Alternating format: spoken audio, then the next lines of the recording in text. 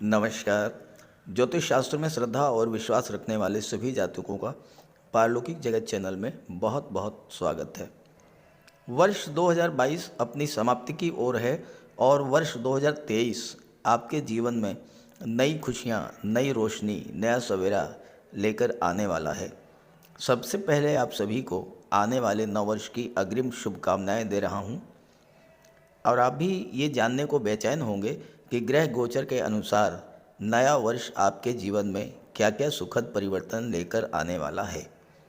देखिए, ये समय बीते समय की घटनाओं, लाभों, हानियों की एनालिसिस करने का है और नए उत्साह के साथ नूतन वर्ष में 2022 में प्रवेश करने का है।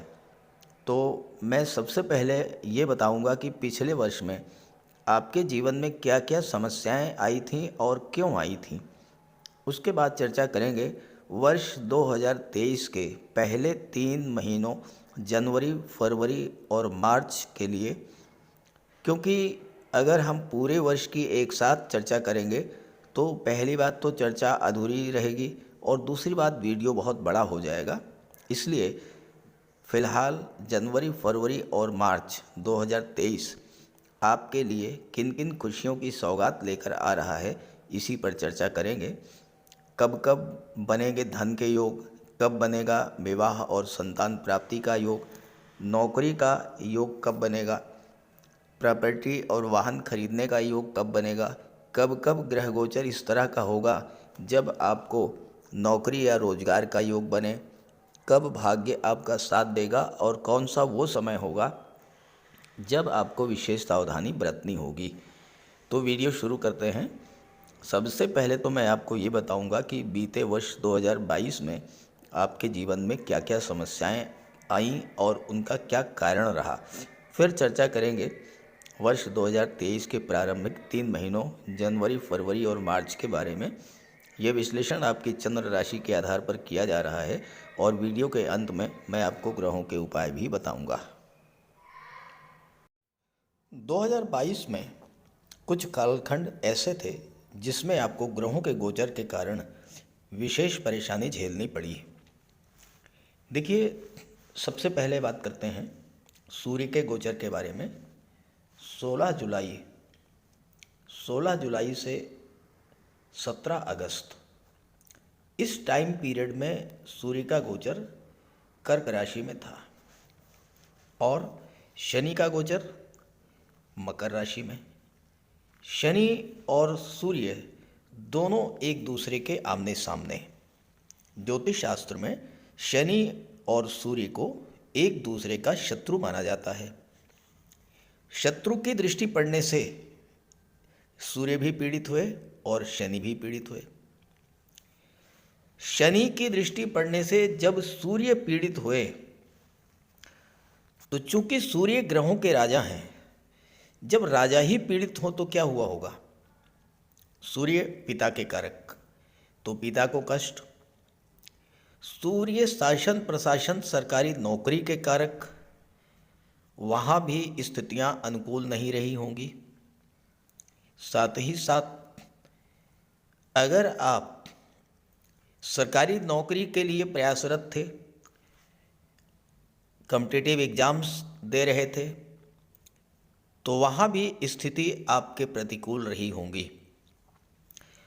कार्यक्षेत्र में वर्कलोड बढ़ा होगा, अधिकारियों सहयोगियों का सहयोग नहीं मिला होगा और चूँकि शनि कर्म के कारक हैं, कर्म क्षेत्र के कारक हैं, अगर आपके पद प्रतिष्ठा, प्रमोशन, वेतन वृद्धि संबंधित कोई मामला था, उसमें भी रुकावट आई होगी। आपका कोई काम सरकारी अधिकारियों से था, वो काम नहीं बना होगा।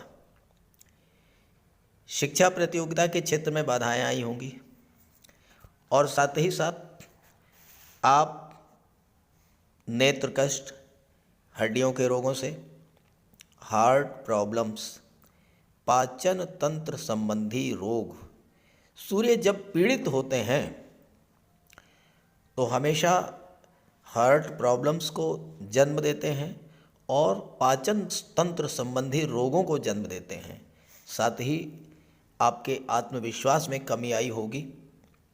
लगातार तनाव रहने के कारण आप माइग्रेन के भी शिकार हुए होंगे। जहाँ तक शनि की बात है, अब शनि पहले से ही वक्री चल रहे थे, सूर्य की दृष्टि पड़ने से और भी पीड़ित हो गए। शनि कर्म के कारक हैं, लाभ के कारक हैं, दशम और एकादश भाव के कारक होते हैं शनि। तो शनि के पीड़ित होने का सीधा असर आपके कामकाज पर पड़ा। कार्यों की गति धीमी हुई, कार्यों में रुकावट आई, आपके मन में उत्साह की कमी आई और सबसे बड़ी बात कि आप फाइनेंशियल क्राइसिस की स्थिति से गुजरे होंगे। आर्थिक संकट भी आपने झेला होगा। शनि जन्य रोग, घुटनों के रोग, जोड़ों में दर्द, मांसपेशियों में पीड़ा, वायु विकार, एनीमिया, पीलिया, इन सब बीमारियों से भी आप परेशान हुए होंगे। दूसरी जो सबसे महत्वपूर्ण घटना 2022 की रही वो है शनि का राशि परिवर्तन। 29 अप्रैल को शनिदेव ने राशि परिवर्तन किया और मकर राशि से राशि परिवर्तन करके कुंभ राशि में गोचर किया। कुंभ राशि में ही शनिदेव वक्री हुए और वक्री अवस्था में ही 12 जुलाई को राशि परिवर्तन करके पुनः मकर राशि में आ गए। अब एक ऐसा ग्रह जो कि 2.5 वर्षों में राशि परिवर्तन करता है, अगर वही ग्रह 2.5 महीने में 2 बार राशि परिवर्तन कर ले तो स्वाभाविक है कि हर क्षेत्र में बहुत बड़ी उथल पुथल देखने को मिली होगी। व्यापार व्यवसाय के मामलों में, रियल एस्टेट के मामलों में और साथ ही साथ वो जातक जिनके जीवन में शनि की 7.5 या ढैया गतिमान थी, जैसे धनु राशि, मकर राशि, कुंभ राशि और मीन राशि, वो इससे विशेष प्रभावित हुए होंगे और व्यापार व्यवसाय में मंदी आई होगी। कार्य क्षेत्र में कार्यों की गति धीमी हुई होगी। कार्य क्षेत्र में उतार चढ़ाव देखने को तो मिला ही होगा, धन का संकट भी आपके लिए रहा होगा। तीसरा जो कालखंड जिसमें आपको सर्वाधिक कष्ट मिला होगा वो है 27 जून से लेकर के और 10 अगस्त। मंगल का गोचर था मेष राशि में और मेष राशि में ही राहु का भी गोचर था। मंगल और राहु का अंगारक योग बना। अंगारक योग क्या होता है? अंगारक वो योग होता है जो सब कुछ जला करके राख कर देने वाला योग होता है। इस योग के बनने से अचानक से आपके मन में बहुत अधिक क्रोध आया होगा।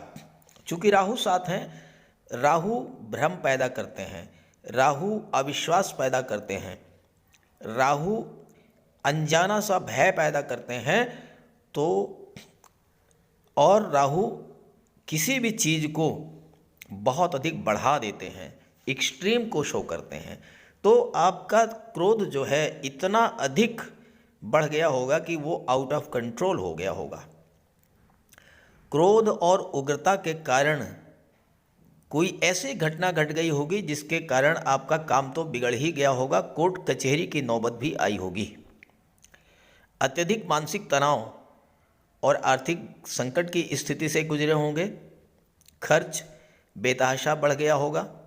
अस्पताल के चक्कर लगाते लगाते आप परेशान हो गए होंगे। बने बनाए आपके प्लान बिगड़ गए होंगे।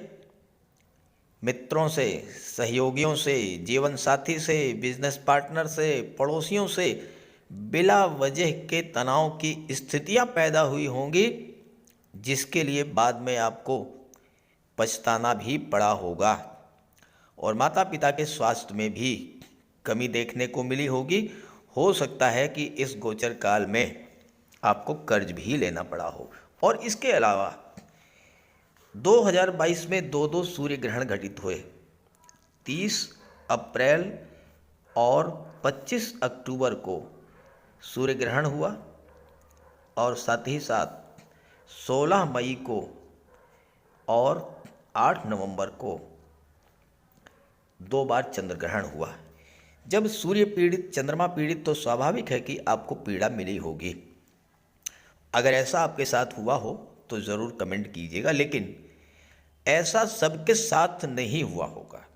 लेकिन वो जातक जिनके जीवन में शनि की, मंगल की, राहु की या फिर सूर्य के महादशा या अंतर्दशा गतिमान रही होगी, उनके जीवन में इनमें से कुछ न कुछ घटनाएं अवश्य घटित हुई होंगी।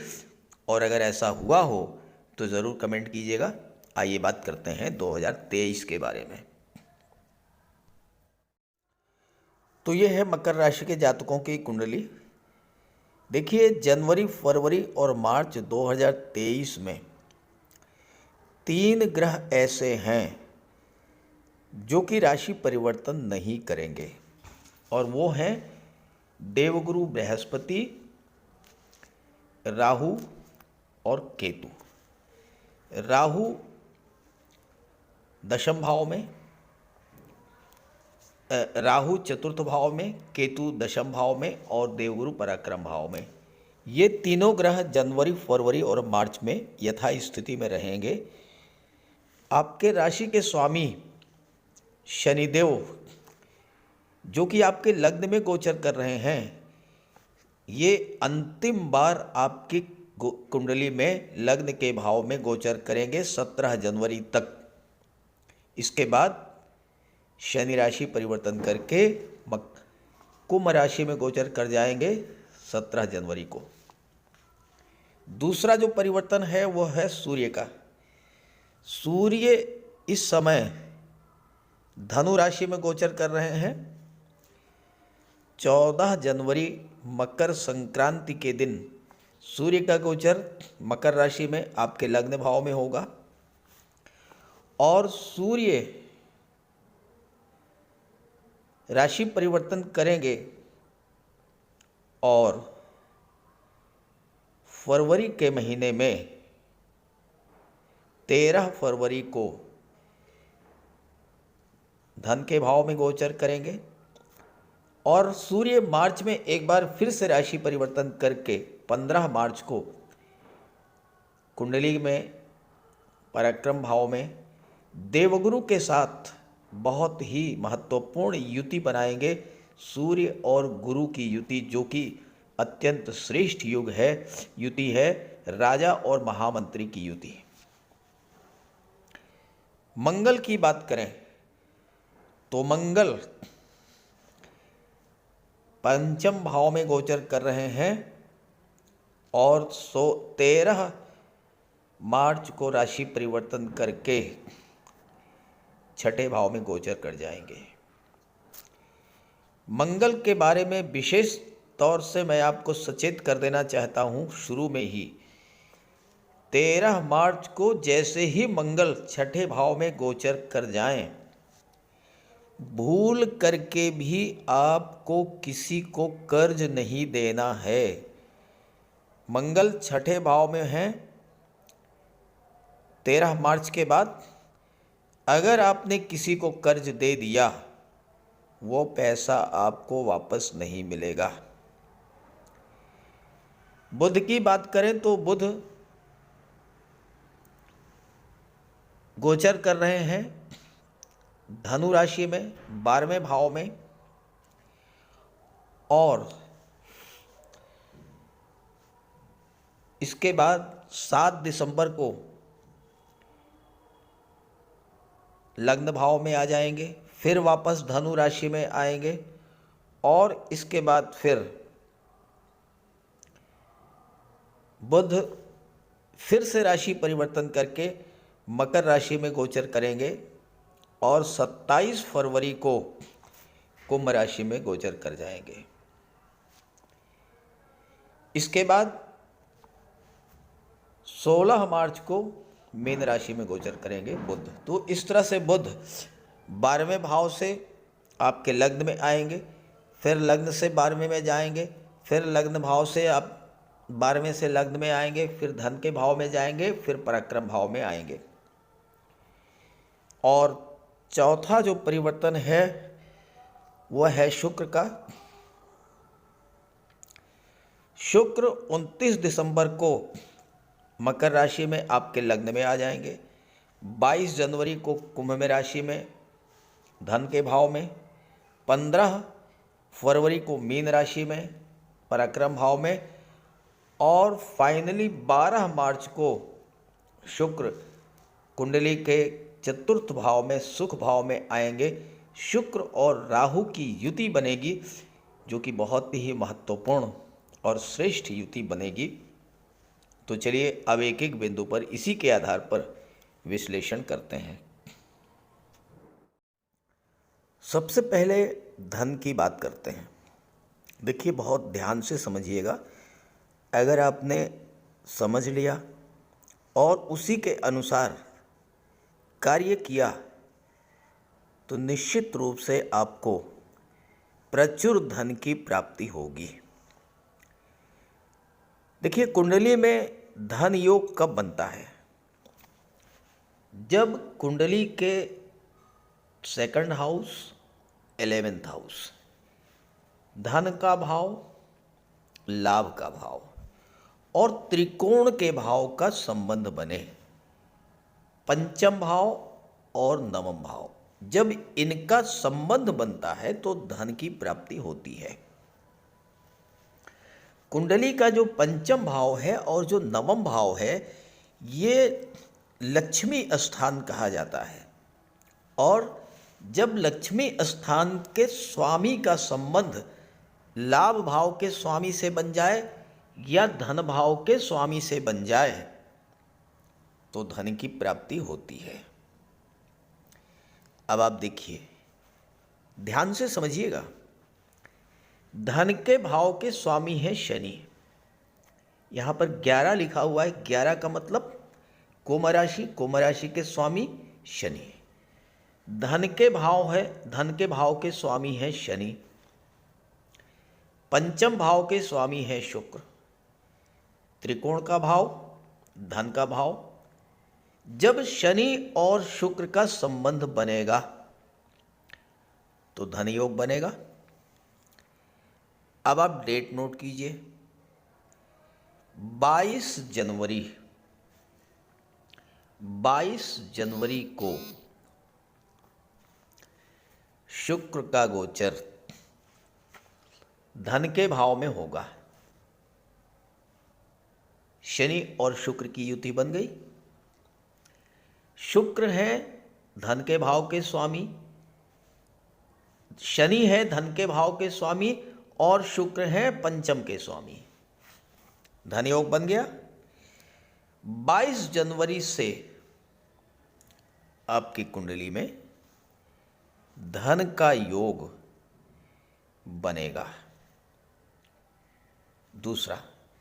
दूसरा धन योग कब बनेगा?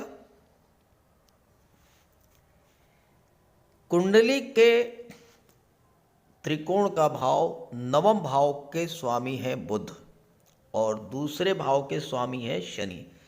जब शनि और बुध का संबंध बनेगा तो धन योग बना। अब आप डेट नोट करिए, 27 फरवरी से लेकर के 16 मार्च, इस गोचर काल में बुध का गोचर कुंभ राशि में होगा। शनि के साथ बुध की युति बनी। यहां मैं आपको एक महत्वपूर्ण बात बताने जा रहा हूं।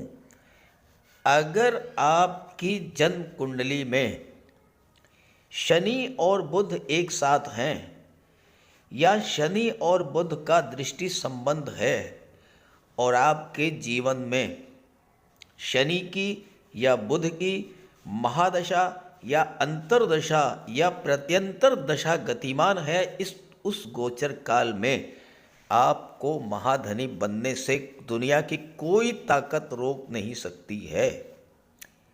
ये ऐसा योग होता है शनि और बुध का कुंडली के किसी भी भाव में बन जाए, धन प्राप्ति का प्रबल योग है।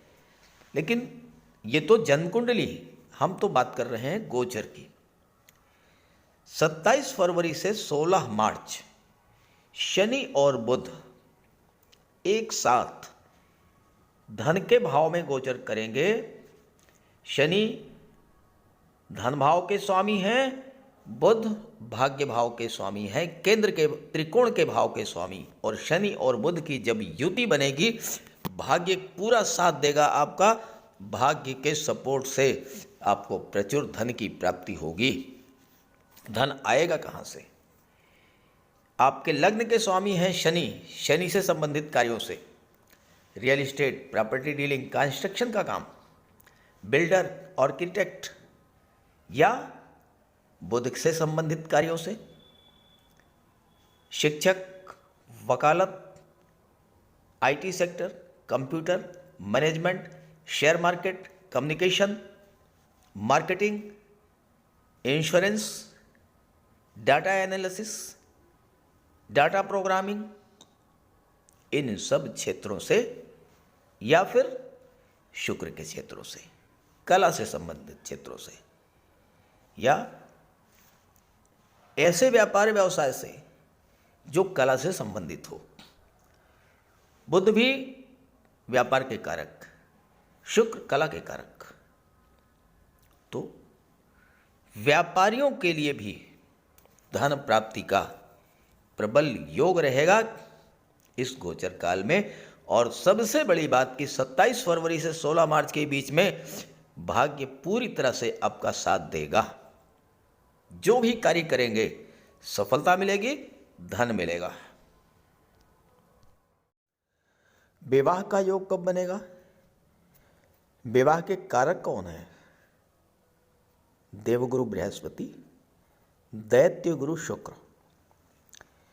देवगुरु बृहस्पति जनवरी, फरवरी, मार्च तीनों ही महीनों में अपनी ही राशि मीन राशि में गोचर करेंगे, पराक्रम के भाव में।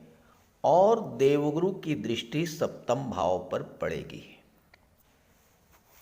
तो विवाह का योग बनेगा जनवरी में भी, फरवरी में भी और मार्च में भी। देखिए, विवाह का योग कब बनता है? सप्तम भाव से विवाह का विचार किया जाता है। सप्तम भाव में किसी शुभ ग्रह का गोचर हो, या सप्तम भाव पर किसी शुभ ग्रह की दृष्टि पड़े। सप्तम भाव के स्वामी चंद्रमा है, अत्यंत शुभ ग्रह। देवगुरु की दृष्टि पड़ेगी सप्तम भाव पर, अत्यंत शुभ ग्रह है देवगुरु। तो तीनों ही महीनों में विवाह के योग बनेंगे। प्रबल योग कब बनेगा? शुक्र विवाह के प्रबल योग कारक होते हैं। शुक्र का गोचर 29 दिसंबर को आपके लग्न भाव में हो जाएगा। यानी वर्ष की शुरुआत में ही शुक्र आपकी कुंडली के लग्न भाव में होंगे और शुक्र की दृष्टि पड़ेगी सप्तम भाव पर। 22 जनवरी तक शुक्र लग्न में गोचर करेंगे, सप्तम पर दृष्टि पड़ेगी। सप्तम पर दृष्टि पड़ने से विवाह का प्रबल योग बनेगा। अगला जो योग बनेगा, देखिए देवगुरु तो तीनों ही महीनों में प्रबल योग बना रहे हैं। देवगुरु कन्याओं के लिए विवाह के कारक होते हैं। शुक्र पुरुषों के लिए 12 मार्च को कुंडली के चतुर्थ भाव सुख के भाव में शुक्र गोचर करेंगे। राहु भी शुक्र के साथ हैं। अचानक से विवाह का योग बन जाएगा। शुक्र विवाह के कारक, राहु आकस्मिकता के कारक। ऑल ऑफ सडन अचानक से कोई रिश्ता आएगा, आपका विवाह हो जाएगा।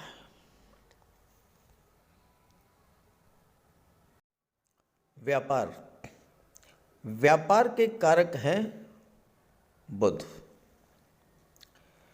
बुध 7 फरवरी तक 12वें भाव में गोचर करेंगे। 7 फरवरी तक 12वें भाव में गोचर करेंगे, विदेश के भाव में। विदेशी व्यापार से आपको बहुत बड़ा लाभ मिलेगा। विदेश से नए नए कॉन्ट्रैक्ट्स मिलेंगे, नई नई बिजनेस डील्स होंगी। और 7 फरवरी को बुध गोचर करेंगे लग्न भाव में। बुध की दृष्टि पड़ेगी सप्तम भाव पर। सप्तम भाव व्यापार का होता है, पार्टनरशिप का होता है। तो यहाँ पर आपको पार्टनरशिप में व्यापार करने से बहुत बड़ा लाभ मिलेगा। और इसके बाद 27 फरवरी को बुध का गोचर कुंभ राशि में हो जाएगा और शनि और बुध के साथ कुंडली के धन भाव में व्यापार के प्रबल योग बनेंगे। शनि और बुध की युति एक ऐसी युति होती है जो कुंडली के किसी भी भाव में बन जाए वो धन प्रदाता होती है। इस गोचर काल में आपको व्यापार से प्रचुर मात्रा में धन की प्राप्ति होगी। 27/2 से 16/3 के बीच। और ये धन कहाँ से आएगा? ये व्यापार किन चीज़ों का होगा? अष्टम भाव से। उस अष्टम भाव से जिसे सबसे खराब भाव माना जाता है, उसी से संबंधित व्यापार करने वाले व्यापारियों को 27 फरवरी से 16 मार्च के बीच में बहुत बड़ा लाभ होगा। किन चीज़ों का व्यापार? Property dealing, construction, real estate, builder, architect, building material supplier और petrol, diesel, gas, mines, minerals, chemical products, rubber, scrap, transport, tourism, इन सब क्षेत्रों में व्यापार व्यवसाय करने के लिए बहुत बड़ा योग बनेगा और बहुत बड़ा लाभ मिलेगा। और सबसे महत्वपूर्ण बात यह है कि बुध भाग्य भाव के स्वामी हैं, तो व्यापारियों को इस गोचर काल में 7 फरवरी, बल्कि आप यूँ कह लीजिए कि जनवरी, फरवरी और 16 मार्च तक लगातार भाग्य का साथ मिलेगा व्यापार के क्षेत्र में। नौकरी के प्रबल कारक हैं सूर्य और बुध। नौकरी चाहे स्वदेश में हो चाहे विदेश में। डेट और टाइम आप नोट कर लीजिए, बहुत महत्वपूर्ण तिथियां हैं। अगर आपने प्रयास कर लिया सफलता मिलेगी। सूर्य का गोचर 14 जनवरी तक विदेश के भाव में रहेगा। सूर्य और बुध की बुधादित्य राजयोग बनेगा। किसी विदेशी कंपनी में, मल्टीनेशनल कंपनी में, प्राइवेट सेक्टर में, कंप्यूटर कम्युनिकेशन मैनेजमेंट के क्षेत्र में जॉब मिलने का प्रबल योग बनेगा। विदेश जाकर के हायर एजुकेशन के लिए भी बहुत अच्छा रहेगा। छात्रों के लिए भी यह समय बहुत अच्छा रहेगा। सूर्य कुंडली के 12वें भाव में 14 जनवरी तक रहेंगे। इसके बाद जो अगला योग बनेगा बहुत ही महत्वपूर्ण योग बनेगा। 15 मार्च को सूर्य कुंडली के पराक्रम भाव में गोचर करेंगे और उसके अगले ही दिन 16 मार्च को बुध भी यहाँ आ जाएंगे। गुरु यहाँ पर पहले से ही है। सूर्य, गुरु और बुध तीनों का त्रिग्रही योग बनेगा। तीनों की दृष्टि पड़ेगी भाग्य के भाव पर। आपने अगर परिश्रम कर लिया, इस समय का सदुपयोग कर लिया, 110% योग बन रहा है सरकारी नौकरी का। या आप फिर प्राइवेट सेक्टर में भी काम कर सकते हैं। देवगुरु बैठे हैं और भाग्य भाव पर दृष्टि डाल रहे हैं, शिक्षक के रूप में, काउंसलर के रूप में, लीगल एडवाइज़र के रूप में, फाइनेंस एडवाइज़र के रूप में, वकालत के क्षेत्र में, काउंसलर के रूप में, और धर्मगुरु, पुरोहित या फिर कथावाचक, धार्मिक कर्म कांड कराने वाले पुरोहित के रूप में भी आपको सफलता मिलेगी।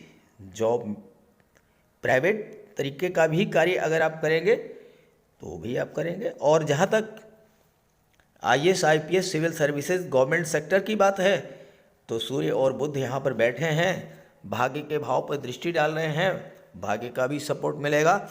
बुध अकेले ऐसे ग्रह हैं आपकी कुंडली में जो कि छठे भाव के स्वामी हैं, जो कि नौकरी का भाव होता है। बुध को अगर सपोर्ट मिल गया सूर्य का, सरकारी नौकरी मिल जाएगी। प्रॉपर्टी और वाहन कारक शनि, शुक्र, मंगल, राहु। अब मंगल तो पिक्चर के बाहर है। मंगल का तो 4th हाउस से कोई संबंध नहीं बन रहा है, लेकिन बहुत महत्वपूर्ण डेट है 12 मार्च। 12 मार्च को शुक्र आ जाएंगे 4th हाउस में और यहाँ पर राहु बैठे हैं। शुक्र राहु की युति बनेगी, शनि की दृष्टि पड़ेगी। शनि है वाहन के कारक, भूमि के कारक, प्रॉपर्टी के कारक। शुक्र है भौतिक सुख संपदाओं के कारक। और राहु क्या है? राहु जिस ग्रह के साथ बैठते हैं उस ग्रह के गुणों को अपना लेते हैं और उस भाव के स्वामी के रूप में कार्य करते हैं। तो आप ये समझिए कि फिर राहु जो हैं 4th भाव के स्वामी के रूप में कार्य करेंगे और शुक्र के जैसे कार्य करेंगे। अब आप कल्पना कीजिए कि शुक्र अगर 4th हाउस के स्वामी हो जाएं और 4th हाउस में ही गोचर करें तो आपको क्या कुछ नहीं देंगे। ज़मीन, जायदाद, प्रॉपर्टी, वाहन ये क्रय करने का 12 मार्च के बाद बहुत अच्छा योग बनेगा। अचानक से कोई प्रॉपर्टी आपको मिल जाएगी, अचानक से वाहन आप खरीद लेंगे, अचानक से घर की सुख सुविधा को बढ़ाने वाले साधन आप क्रय करेंगे। और अगर आप महिला हैं तो ऑर्नामेंट, ज्वेलरी, आभूषण, डिजाइनर ड्रेसेस, कॉस्मेटिक्स, परफ्यूम, श्रृंगार प्रसाधन, भौतिक सुख सुविधा के साधन, ये सब भी आप क्रय करेंगे। तो लगभग सभी बिंदुओं पर चर्चा हो गई। सावधानी भी अपेक्षित है। और सावधानी कहाँ पर आपको रखना है? मंगल से। चूंकि शनि के शत्रु हैं सूर्य और मंगल। शनि आपकी कुंडली में 17 जनवरी को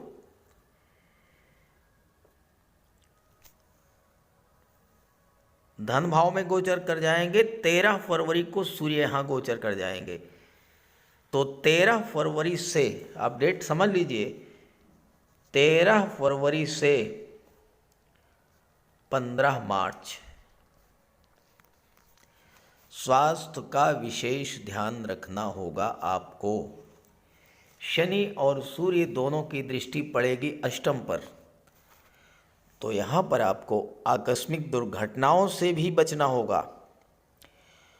और चूंकि मंगल इस गोचर काल में पंचम में बैठे हैं, मंगल की 4th दृष्टि अष्टम भाव पर पड़ रही है। तो 13 फरवरी से 15 मार्च तक बहुत सावधान बरतिएगा। वाहन चलाते समय और गर्भवती माताओं को तो विशेष सावधानी बरतनी होगी 13 मास तक, क्योंकि मंगल पंचम में जब बैठे हैं तो संतान की प्राप्ति अगर होती है तो वो उसमें ऑपरेशन के द्वारा ही होगी। इसके प्रबल योग हैं, क्योंकि मंगल ब्लड और सर्जरी के कारक हैं। अब यहाँ पर एक चीज़, ये मैंने आपको जो कुछ भी बताया, जितने योग बताए, उनका लाभ आपको तभी मिलेगा जबकि आपकी कुंडली में योग बनाने वाले ग्रह बलवान स्थिति में हों। इसके लिए आप ग्रहों का उपाय कर लीजिए। तो बात करते हैं ग्रहों के उपायों पर। किसी भी जातक की कुंडली में बनने वाले राजयोगों का संपूर्ण लाभ उसे तब मिल पाता है जब राजयोग बनाने वाले ग्रह कुंडली में मजबूत स्थिति में हों। और ज्योतिष शास्त्र में ग्रहों को बल प्रदान करने के लिए उपायों की व्यवस्था की गई है। तो अगर आपकी जन्म कुंडली में राजयोग बनाने वाले ग्रह कमज़ोर स्थिति में हैं, अंश बल से कमज़ोर हैं, तो ग्रहों का उपाय ज़रूर कीजिए। इससे ग्रहों को बल प्राप्त होगा और आपको राजयोग का संपूर्ण लाभ प्राप्त हो पाएगा। सबसे पहले मंगल की बात करते हैं। इसके लिए बजरंगबली की उपासना कीजिए, हनुमान जी की आराधना कीजिए, हनुमान चालीसा का पाठ कीजिए, हनुमान जी के मंदिर में जाकर के उनके चरणों में बैठिए और उनके चरणों का सिंदूर अपने मस्तक पर धारण कीजिए। मंगलवार के दिन स्नान के बाद लाल वस्त्र धारण कीजिए, मंगलवार का व्रत रखिए। हनुमान जी को सिंदूर में चमेली का तेल मिला करके अर्पित करें। हनुमान जी को चोला चढ़ाएं और मूंगा धारण कर सकते हैं, लेकिन किसी योग्य ज्योतिषी से परामर्श लेकर। और मंगलवार के दिन लाल वस्त्र, गेहूँ, गुड़ और तांबे का दान करने से भी मंगल को बल प्राप्त होता है। जहाँ तक देवगुरु की बात है, देवगुरु बृहस्पति को प्रसन्न करने के लिए गुरुवार का व्रत रखिए। 5 गुरुवार, 11 या 43 गुरुवार का व्रत रखें। घर में केले का एक वृक्ष लगा लें और उसकी सेवा करें। स्नान करते समय पानी में हल्दी या केसर मिलाकर स्नान करें और हल्दी या केसर का तिलक लगाएं। भूल करके भी गुरु, साधु, संतों का, माता पिता का अपमान ना करें। माता पिता, गुरु और वृद्धों का सम्मान करें, उनकी सेवा करें और उनका आशीर्वाद प्राप्त करें। तोते को चने की दाल खिलाएं, इससे बुध और गुरु दोनों प्रसन्न होते हैं। पुखराज भी धारण कर सकते हैं गुरुवार के दिन, लेकिन योग्य ज्योतिषी का परामर्श लेकर ही कोई रत्न धारण करें। ज़्यादा बेहतर ये है कि हल्दी की एक गांठ पीले वस्त्र में बांधकर अपने बाजू में बांध लीजिए और पीले रंग के वस्त्रों का ज़्यादा प्रयोग कीजिए। चादर, तकिए, गिलाफ ये सब पीले रंग के रखिए, पर्दे। शुक्र को बल प्राप्त हो, इसके लिए माता लक्ष्मी की उपासना कीजिए और 21 या 31 शुक्रवार को व्रत रखें। शुक्रवार के दिन सफ़ेद रंग के वस्त्र, चीनी, चावल, दूध और दही, घी से बने पदार्थों का सेवन करें। और शुक्रवार के दिन सफ़ेद वस्त्र, चावल, चीनी, घी, श्रृंगार सामग्री, कपूर, मिश्री और दही, इन सब चीज़ों का यथाशक्ति दान करें। डायमंड धारण कर सकते हैं, लेकिन हीरा धारण करने से पहले योग्य ज्योतिषी का परामर्श ले लें। महिलाओं का सम्मान करें। शुक्रवार के दिन कन्याओं को खीर और मिष्ठान का भोजन कराएं। इत्र का प्रयोग करें। घर को साफ सुथरा रखें और भगवान शिव को श्वेत पुष्प अर्पित करें। जहाँ तक बुध की बात है, तो बुधवार के दिन तुलसी का पौधा लगाकर उसकी सेवा करें। गाय की सेवा करें, गाय को हरा चारा खिलाएं। हरियाली बढ़ाने वाले पौधे लगाएं और दान करें पौधों का, क्योंकि बुध को हरा रंग अत्यंत प्रिय है। बुधवार को घर के मेन डोर पर पंच पल्लव का तोरण लगा दें और किन्नर को दान देकर उसका आशीर्वाद प्राप्त करें। देवी दुर्गा के मंदिर में हरे रंग की चूड़ियाँ दान करें। गणेश जी की उपासना करें और साबुत हरी मूंग हरे कपड़े में बांधकर अर्पित करें। बुधवार के दिन हरे रंग के रुमाल, मोजे और टाई का प्रयोग करें। ओम बुम बुधाय नमः इसका एक माला जाप करें। पन्ना धारण कर सकते हैं, लेकिन परामर्श के बाद किसी योग्य ज्योतिषी से। और ना तो झूठ बोलें और ना ही किसी को अपशब्द कहें। जहाँ तक शनिदेव की बात है तो कम से कम 19 और ज़्यादा से ज़्यादा 51 शनिवार का व्रत रखें। पीपल के वृक्ष के नीचे सरसों के तेल का दीपक जलाएं। शनिवार के दिन एक प्याले में, एक कटोरी में सरसों का तेल लेकर के उसमें अपना चेहरा देखिए और फिर उस तेल को दान कर दीजिए। उड़द से बनी पंजीरी, पकौड़ा, चीला, बड़ा, इन सब का सेवन करिए। सरसों के तेल में बने भोज्य पदार्थों का सेवन कीजिए।